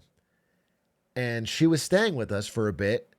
And we had some other friends over. And we were all going to watch a scary movie. Actually, we were all going to a restaurant, fast food or whatever. And on the way, at the fast food and on the way back, we're all talking about our favorite scary movies. I'm saying I love Scream. Scream's my favorite. I love Scream. Ari's saying she loves The Thing. We're all just saying, we're talking back and forth about this. And this whole time, Juno is joining in. She's like, yeah, I love that one. Oh, that one was good. That one wasn't even that scary. Like, she's responding to everything. We're doing this whole thing all on. Then we get back and we're like, we're going to watch a scary movie. Let's watch Midsummer. We haven't seen this. We put on Midsummer. The beginning is like very idyllic. You know, it's like them exploring the Swedish countryside or whatever. At around the third mark of the movie, there's a surprise killer, a surprise death. It's not even that scary. Like somebody jumps off a cliff and dies. The second that person dies, she screams. She says, I was faking it. I hate scary movies. I can't watch it. I tried. I can't. She's never seen one. It was psychotic. She faked the whole conversation. She actually hates scary movies. And we had to turn it off.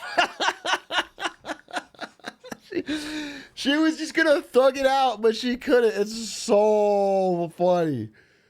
That stuck with me. It was so funny. I mean, she was deep cover. I fully believed it. She was just making it up. She had never seen any of the movies she was talking about. What so based, honestly.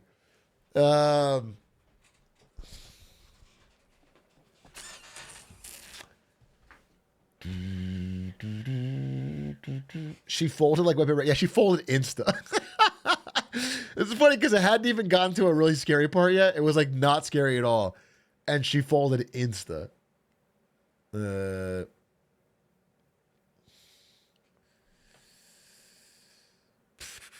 Big Short is by far the scariest movie. Finance nerd in a conversation about, you know what's really scary? It's what's happening to the American economy. That's what scares me. I guess fucking slasher films scare you, stupid childish shit like that. You know what scares me is the Federal Reserve buying its own debt and thereby subtly devaluing all of our currency, all our savings. That's what scares me.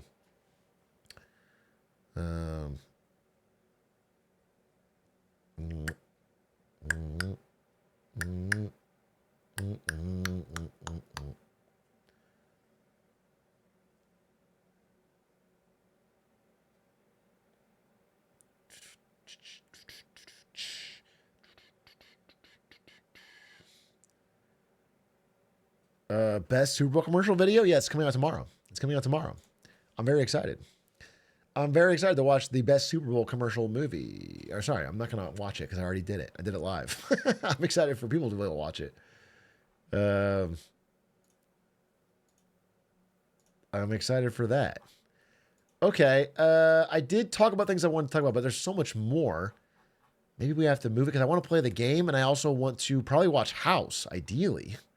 If I can fit it. Was there any other major story I want to talk about? Let me think.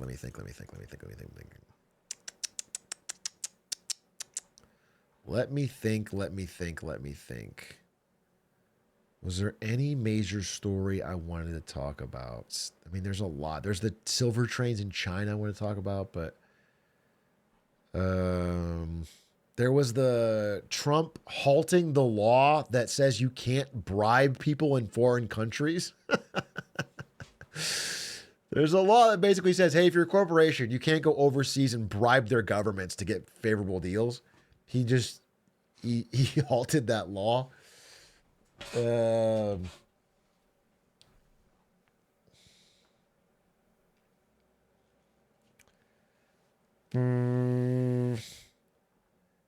There was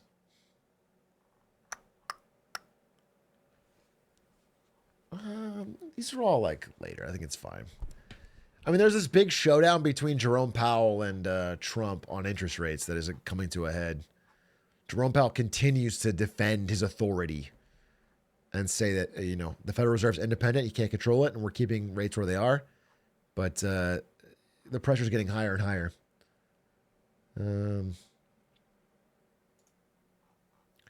What could be Trump's reason for that halting?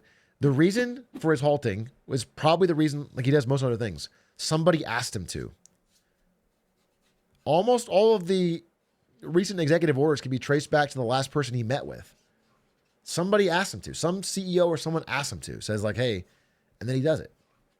The main thing for me was the de minimis rule, because like he had a reason for banning it, and then the FedEx CEO meets with him and suddenly he's like, never mind. It's not banned anymore. It's like, yeah, well, okay, it's gonna hurt FedEx, but maybe it's good because it'll also hurt Temu.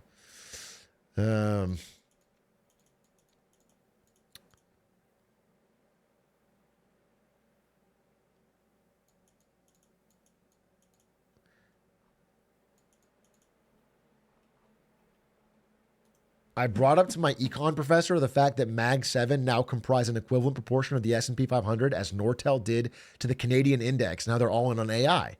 If we get our ass kicked in AI, then retirements are fucked. She didn't really react. If it's your econ professor, all you need to do is draw a supply and demand curve. Nobody want to hear all that shit, dude. Supply demand curve. You're good. Okay? You pass the class. Figure this out and you're good. A+. A+, good job.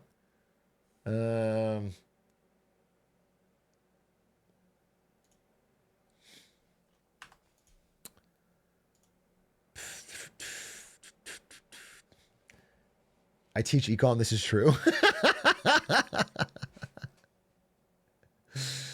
This is unironically true for me. I just shut up and didn't ask questions and I passed.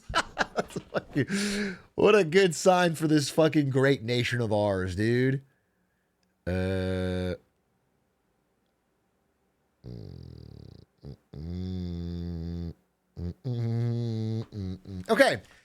You know what I want to do is I want to try a game.